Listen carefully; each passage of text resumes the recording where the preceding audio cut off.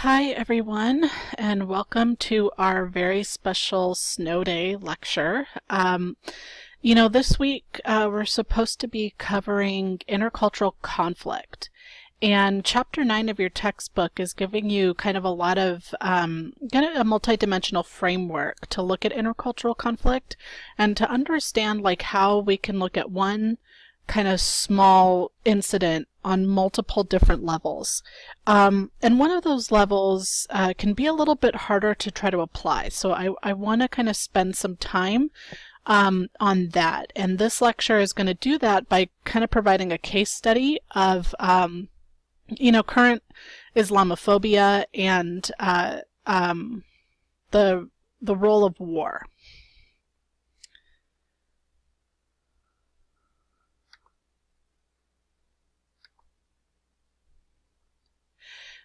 So, Chapter 9 of your textbook provides you this multidimensional framework for analyzing intercultural conflict.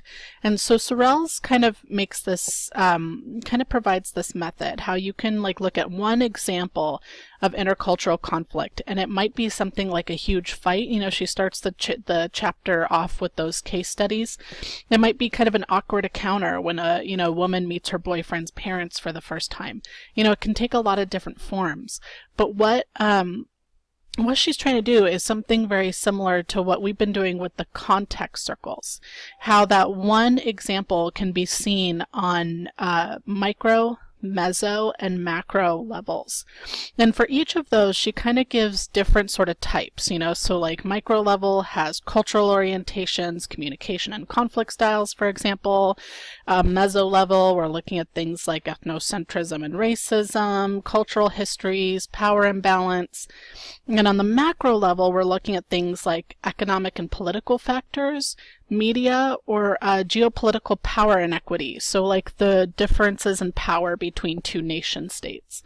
And that macro level and how it feeds into the micro, which is like the real interpersonal, can be a little trickier to understand. And so I want to kind of explore that a little bit, using with a kind of a special focus on Islamophobia in the context of war and in the context of U.S. imperialism. And so I'm going to start off with a little concept, well, not a little concept, but a concept introduced by an English professor named Edward Said. And Edward Said, in his work on cultural imperialism and looking kind of at his work kind of looking at cultural imperialism and economic imperialism from the West, developed this concept called Orientalism. And Orientalism is basically the social construction of the East, or the Middle East, for example, or Asia. And this passage from the book, from the introduction of his book, Orientalism, I think kind of explains it quite well. He says, taking the late 18th century as a very roughly defined starting point, Orientalism can be discussed and analyzed as the corporate institution for dealing with the Orient, dealing with it by making statements about it, authorizing views of it, describing it by teaching it, settling it, ruling over it. In short, Orientalism as a Western style for dominating, restricting, and having authority over the Orient. So really how he's defining Orientalism is it's a discourse. It's a discourse about the East, like the Middle East, for example, as a way to justify economic, cultural, political domination of the Middle East.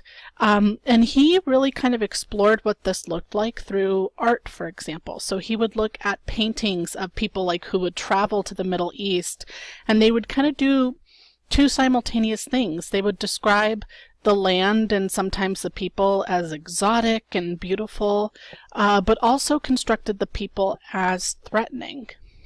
And he really kind of documented this throughout, really throughout the West's kind of interactions with the region. And it's something that we can see a lot today in current depictions of the Middle East. So for example, our current representations of the Middle East, and in particular of Muslim women in current popular culture. And so one example is a television show on Showtime called Homeland.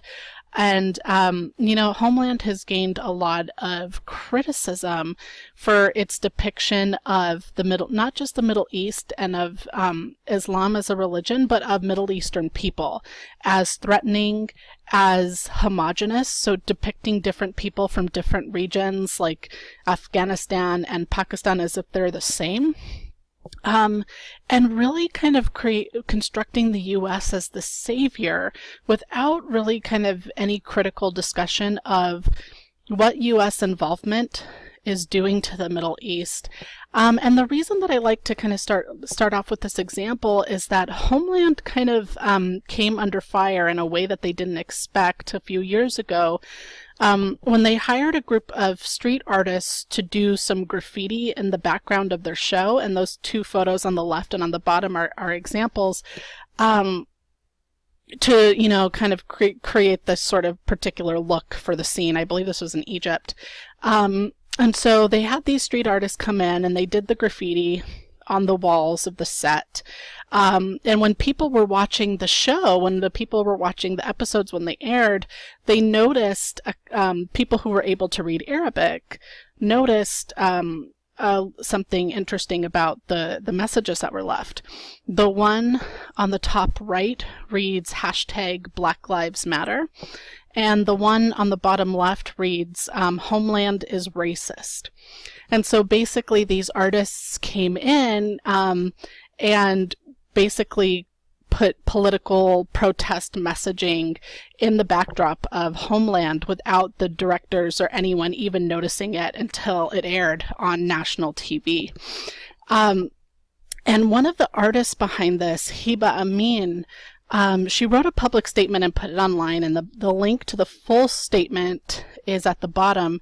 But there's this one passage that I kind of wanted to highlight here, because I think it speaks really well to what Orientalist kind of narratives of the Middle East do. And what we're going to transition into is the kind of specific way Muslim women have been used in this kind of Orientalist discourse.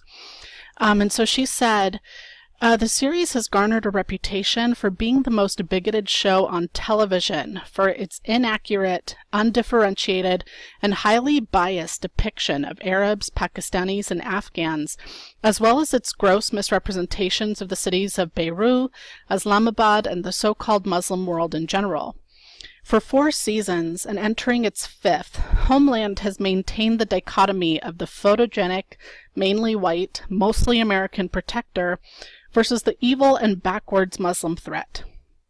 The Washington Post reacts to the racist horror of their Season 4 promotional poster, which is the one that you saw on the last slide, by describing it as White Red Riding Hood lost in a forest of faceless Muslim wolves. In this forest, Red Riding Hood is permitted to display many shades of gray: bribery, drone strikes, torture, and covert assassination to achieve her targets. She points her weapon of choice at the monochrome bad guys, who do all the things that the good guys do, but with nefarious intent. What Heba Amin is really kind of, I think, trying to point to here is the ways in which Muslim people get portrayed in a very one-dimensional, racist way that really kind of justifies violence against them. And in another part of her statement, she actually called it thinly veiled propaganda, because it's a way to kind of create public support, really, for violence against civilians in the Middle East. And that has a long history, and is something that we're going to look at a little bit more closely today. Because what she's really kind of pointing to is ethnocentrism and the cultural racism frame. Remember when we learned about colorblind racism and the different frames? A lot of how Muslim people, in particular Muslim women, get framed is through this kind of cultural racism frame. And the reason that I want to focus on depictions of Muslim women in particular for this lecture is because, you know, our wars in Iraq and Afghanistan over the past several years have really kind of used Muslim women as a way to kind of justify war, as if somehow our going into Afghanistan and Iraq was somehow saving them. And the discourses that have been used are, one, highly ethnocentric, but also using that cultural racist frame, because it's constructing this narrative of not just Muslim women, but of Islam as a religion that is something threatening, as something dangerous, and as something oppressive against women. And why I call that cultural racism is that it's reducing complex issues of structural racism to cultural runs. So it's looking at the conditions of women in the Middle East and reducing it to culture and religion, rather than looking at the larger economic, political, and geopolitical factors that have given rise to the conditions of women in countries, in specific countries in the Middle East, like Afghanistan. And what Laila Abu Lughod called this was a rhetoric of salvation. And it's an ethnocentric idea that Muslim women need to be saved, and need to be saved from Islam and Muslim men. That should say men. Sorry, my apologies for the typo. Specifically. But one of the things that she says about a rhetoric of salvation is not that you're just saving Muslim women from something, but you're also saving them to something. So what they're being saved to is essentially white Western cultural practices and Christianity. And the part of the problem with this is not just that it completely disempowers Muslim women, as if decisions, say, for example, to wear the hijab are, they're being, like, it kind of assumes that they're being forced to. But there's very little recognition of the role, if at all, of the role that U.S. imperialism has played in the conditions of women in the Middle East. And that's something that I want to explore a little more today.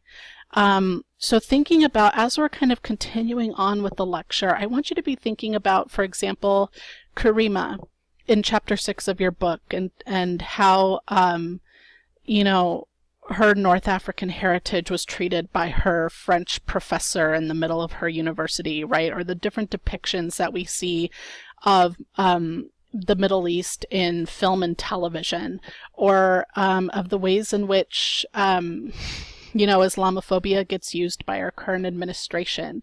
And be thinking about these things as you learn more about some of the larger political and economic factors that come into play.